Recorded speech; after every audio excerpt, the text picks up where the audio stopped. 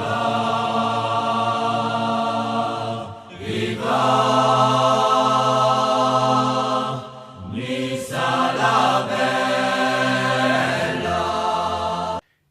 bon, Jamie Nissart, on se retrouve en fait pour le débrief de Bordeaux-Nice avec une banane.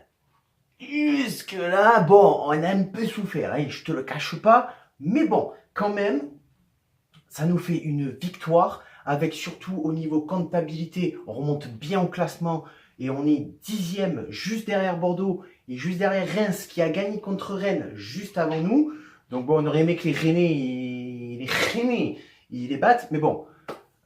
On fait un bon plan point, comptabilité, ça fait plaisir. Hein. Donc voilà, pour la petite séance dédicace, parce qu'en ce moment on en demande beaucoup. Donc dédicace à Tom, TOM, tout simplement, il m'a dit, fais-moi une dédicace, je lui dis dédicace pour Tom. Voilà, c'est fait. Et dédicace à Lorenzo Catenari. Voilà, Lorenzo, mon picou, que tu me suis apparemment, donc je te fais une grosse dédicace. Ça me fait plaisir de faire dédicace à tous les gens qui me suivent parce que si la chaîne existe, ça sera toujours grâce à vous et non pas grâce à moi ou grâce à... C'est vous qui faites la chaîne, donc ça me fait plaisir. Pour la petite séance, donne ton pronostic. Eh ben, aujourd'hui, il n'y a pas eu un gagnant, il y en a eu deux. Il y a eu deux gagnants aujourd'hui. Donc, le premier gagnant, c'est Tom, TOM, le même à qui j'ai fait la dédicace. Voilà. Hein. Et le deuxième gagnant, qui est une gagnante, c'est Jadesh-06. Voilà. Vous êtes les deux à avoir gagné. Donc, pour revenir au match, donc une petite composition toujours pareil, hein, en 5-3-2 ou en 3-5-2, ça dépend si tu te places défensif ou offensif. Hein, avec sur le côté droit Burner, puisque Attal est blessé. J'allais en défense centrale avec Malanxar et Commandante parce que Erel est blessé. Et sur le côté gauche, Colli qui a fait quand même un très bon match. J'ai beaucoup apprécié sa prestation sur ce match-là. Hein. Et après, en milieu de terrain, toujours la même chose, Lesmelou est absent, donc Barbosa qui est là, Makengo aussi. On a beaucoup d'absents en ce moment, c'est très dur d'avoir l'équipe type à chaque match. Mais bon, dans le premier quart d'heure, j'aime beaucoup cette équipe d'OGC Nice qui a beaucoup d'agressivité, beaucoup d'envie. On voit qu'ils ont envie de bien faire les choses, mais comme contre Marseille, comme contre Paris, où on a eu cette agressivité-là pendant 15 minutes, on s'est fait défoncer. Contre Marseille, on n'a pas eu de réalisme, alors qu'on a quand même dominé le match.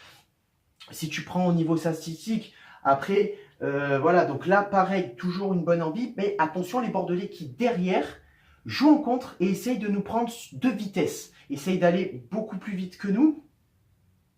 Du coup, on essaye quand même de faire attention. Donc, on construit le jeu patiemment sans trop se livrer en jouant très très haut, parce que sinon... on peut se prendre une grosse surprise comme contre Marseille la dernière fois. Hein. À la 15e minute, petite frappe de Barbosa et un arrêt réflexe de Costil. Jusque-là, bon, moi j'ai beaucoup aimé ce premier quart d'heure niçois, même si après la frappe de Barbosa, on aurait pu quand même...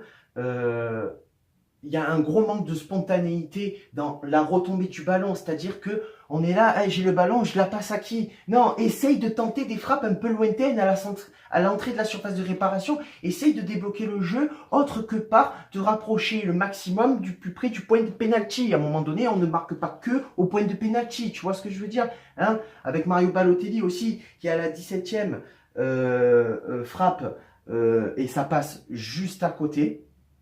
Voilà, il y a beaucoup d'erreurs techniques au milieu de terrain. Du coup, on se rend le ballon hein, dans cette première mi-temps. On se rend le ballon. Tout au long du match, on essaye de mettre du rythme parce que le match est assez rythmé. Hein, ça va de part et d'autre. Les erreurs techniques profitent à chacun. Mais après, Nice essaie de mettre du rythme, mais n'arrive pas à... Parce qu'on prend de la vitesse et puis arrivé à l'entrée de la surface de réparation, on se bloque parce qu'on cherche les solutions.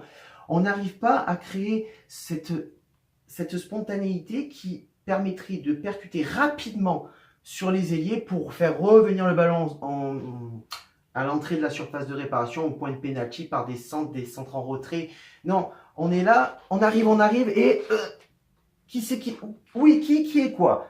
Non, tu peux pas jouer comme ça tout au long du match. C'est pas possible. On bricole beaucoup trop. Ce qui fait que à la fin de la première mi-temps, on se retrouve sur un 0-0 et une mi-temps qui n'est pas non plus moche. Dans le jeu, on a été quand même assez intelligent. On a produit quand même un beau jeu, mais c'était pas non plus la folie. Il y avait un peu de rythme, mais sans plus. On reprend la deuxième mi-temps et la vapeur s'inverse. Et la vapeur s'inverse. On voit les Bordelais qui mettent la pression, qui poussent dès le début du match pour essayer de prendre le match à son compte dès le début et fermer la baraque à la fin.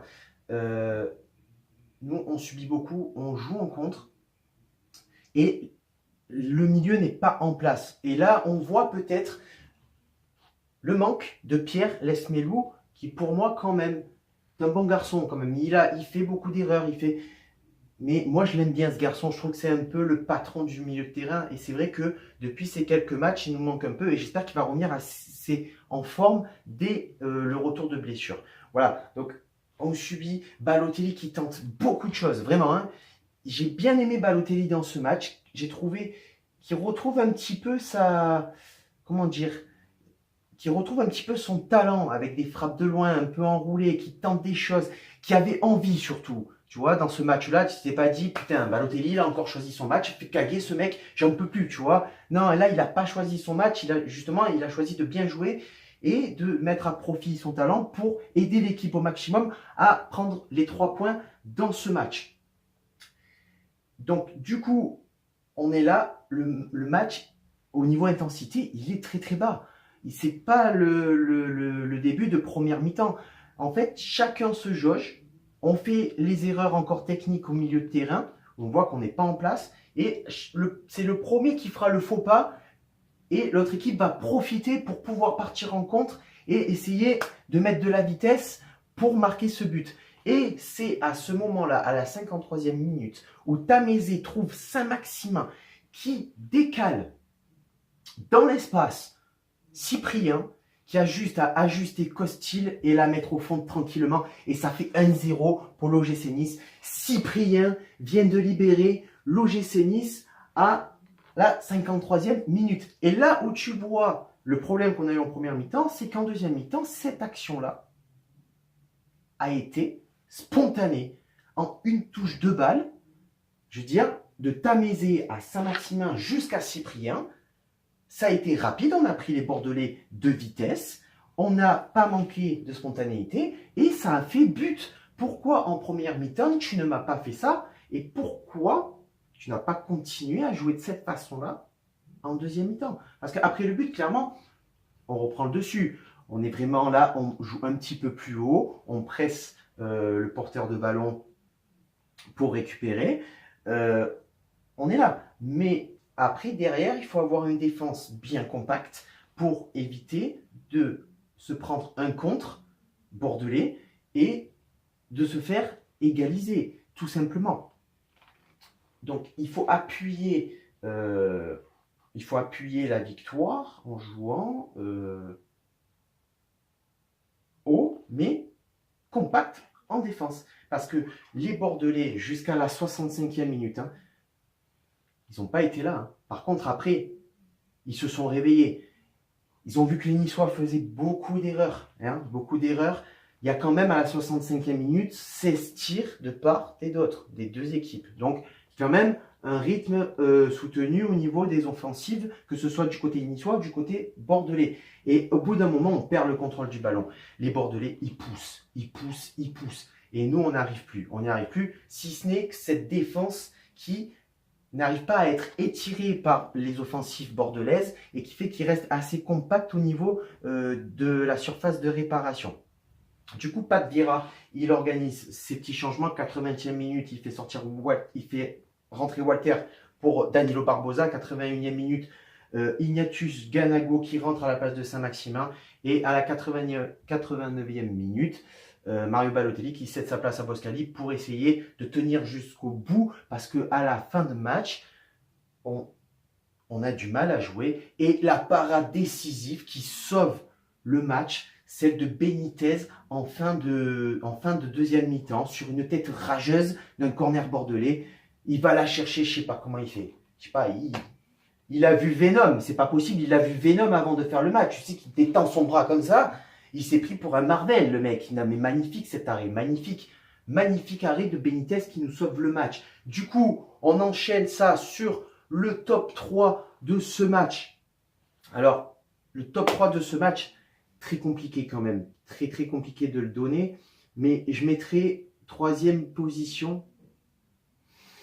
Eh ben, tout le bloc défensif qui a fait quand même un très beau travail, vraiment. Hein. La charnière centrale, Malang-Sarr, Dante, Jallet, qui a été très très bonne, vraiment. Donc là, la brochette, hein, en numéro 3, brochette. Hein. Deuxième, toujours et encore dans le classement, Walter Benitez, qui nous sauve le match. Il nous sauve le match, clairement. S'il n'est pas là, on prend le but, c'est fini, on repart avec un point de Bordeaux. Et premier en haut du podium, là, Kumako, comme ça. Kumako en haut du podium. Cyprien. Cyprien, le retour. Enfin, le but de Cyprien. Ça nous avait manqué. Voilà, c'était pour le top 3, les amis. Sur ce, donne ton pronostic pour le prochain match de l'OGC Nice, qui sera contre Auxerre en Coupe de France.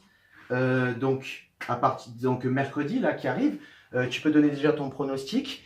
Et sur ce, ciao viva, la Bayeta, Issa Nissa, enfin les 3 points.